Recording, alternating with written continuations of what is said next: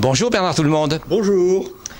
Vous avez exercé à l'Éducation nationale les plus hautes fonctions qui vous donnent aujourd'hui un regard très acéré sur notre système éducatif. Directeur des affaires générales, recteur d'académie, inspecteur général de l'Éducation nationale, directeur de l'enseignement scolaire, mais également conseiller du Premier ministre et du ministre de l'Éducation nationale. Vous avez écrit en août 2012 avec Alain Bouvier, également ancien recteur, et comme lui, vous êtes président d'honneur de la FAE, un texte contributif à la réflexion sur la gouvernance des académies, dont chacun reconnaît aujourd'hui qu'elle est totalement insatisfaisante. Mais pourquoi cette situation ? Bon, la situation est insatisfaisante parce qu'aujourd'hui, il n'y a pas de lieu, de dialogue entre les responsables du système éducatif, le recteur d'académie, le préfet de région et les collectivités territoriales, en particulier le président de région, qui joue aujourd'hui un rôle considérable en matière d'éducation. Il n'y a pas de lieu de dialogue et de rencontre, sauf des conseils qui ont été mis en place au début des années 80, le conseil académique de l'éducation nationale avec, dans chaque département, le conseil départemental de l'éducation nationale, et chacun sait que ces organismes sont des exutoires où les organisations s'expriment, etc. Mais ce n'est pas un vrai lieu de dialogue.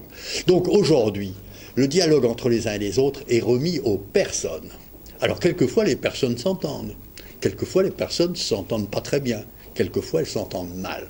Or, aujourd'hui, pour faire fonctionner le système éducatif, dans un système de compétences partagées entre l'État et les collectivités territoriales, eh bien, il faut s'entendre. Donc, il faut trouver des lieux de dialogue. Et c'est ce que nous avons essayé de faire, Alain Bouvier et moi-même. Donc, vous avez imaginé plusieurs évolutions possibles. En fait, pour cette gouvernance, vous avez imaginé le statu quo, ou le quasi-statu quo. Et vous avez même imaginé un scénario particulièrement innovant, la création d'un établissement public régional d'enseignement. Est-ce que vous pouvez nous apporter quelques précisions sur ces solutions que vous avez imaginées ? Tout à fait. La solution du statu quo, c'est le recteur, reste le recteur d'académie. Il a compétence seul sur les questions d'éducation et on reste comme on est. Ce n'est plus possible, surtout avec l'acte 3 de la décentralisation. C'est un système qui n'est plus viable. Autre solution possible, à l'autre extrême, c'est de dire, les régions jouent un rôle déterminant aujourd'hui en tant que collectivité territoriale sur le système éducatif, et par conséquent, le directeur de l'éducation c'est le directeur des lycées du conseil régional. Ce serait le transfert total, c'est-à-dire la régionalisation de l'enseignement. Nous voyons très bien que cette solution est extrême et qu'elle n'est pas aujourd'hui à l'ordre du jour. Si bien que nous avons imaginé avec Alain Bouvier une solution intermédiaire. C'est de réunir ensemble les autorités élues, les responsables élus et les responsables de l'État dans une nouvelle entité qui sera un établissement public avec donc la personnalité morale, un conseil d'administration présidé bien entendu par le recteur, mais qui comprendrait le président de région, les présidents des départements, les présidents des grandes agglomérations de l'académie et qui définirait la politique éducative de la région. Étant établissement public, cet établissement public aurait un budget et par conséquent les recettes venant de l'État ou des collectivités territoriales, c'est lui qui les distribuerait. Voilà. Et comme tout établissement public, il aura un projet éducatif, le projet éducatif régional. Alors, c'est une solution qui a déjà été discutée dans le passé, car Lionel Jospin, lorsqu'il était ministre de l'Éducation nationale, l'avait évoqué, d'ailleurs brièvement, pour écarter très vite cette solution. Ensuite, en 2003-2004, M. Raffarin, alors Premier ministre, avait aussi évoqué cette solution. Il a même écrit dans un livre tout un chapitre sur cette formule-là, mais elle a été à nouveau remisée.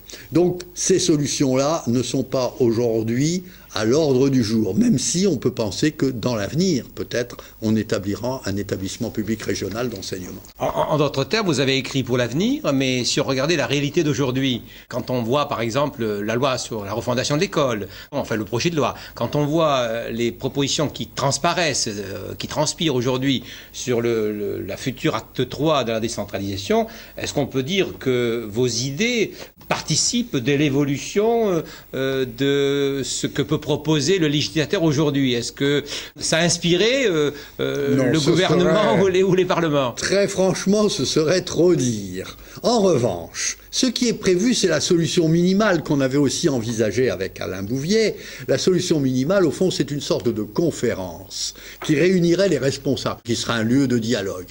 Et dans la loi, qu'on va dire rapidement, la loi Lebranchu, c'est-à-dire celle sur la décentralisation des collectivités territoriales, eh bien, dans cette loi, il est prévu de mettre en place dans chaque région une conférence territoriale avec les responsables élus à l'intérieur de la région, conférence territoriale qui pourrait s'adjoindre des responsables de l'État, en particulier le préfet de région et le recteur, et dont l'objet serait un objet extrêmement ambitieux de créer un pacte territorial d'action. Ce pacte territorial se déclinerait secteur par secteur, en schéma, et on aura un schéma territorial de l'action éducative, par exemple, sur lequel se mettraient d'accord à la fois les élus et les responsables de l'État.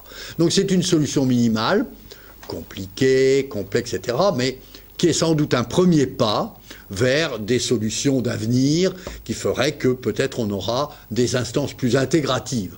Aujourd'hui, chacun va rester encore dans ses compétences, mais cette conférence permettra de réunir les uns et les autres et de discuter de la politique éducative à mener à l'intérieur d'une région. Donc compétences partagées, mais compétences partagées au sein d'une conférence qui permet à chacun de s'exprimer sur l'ensemble de ses compétences. Absolument, tout à fait, et d'essayer d'harmoniser, de coordonner au fond l'action des uns et des autres. On est dans un stade de coordination, on n'est pas encore dans un stade d'intégration des politiques de l'État et des collectivités territoriales.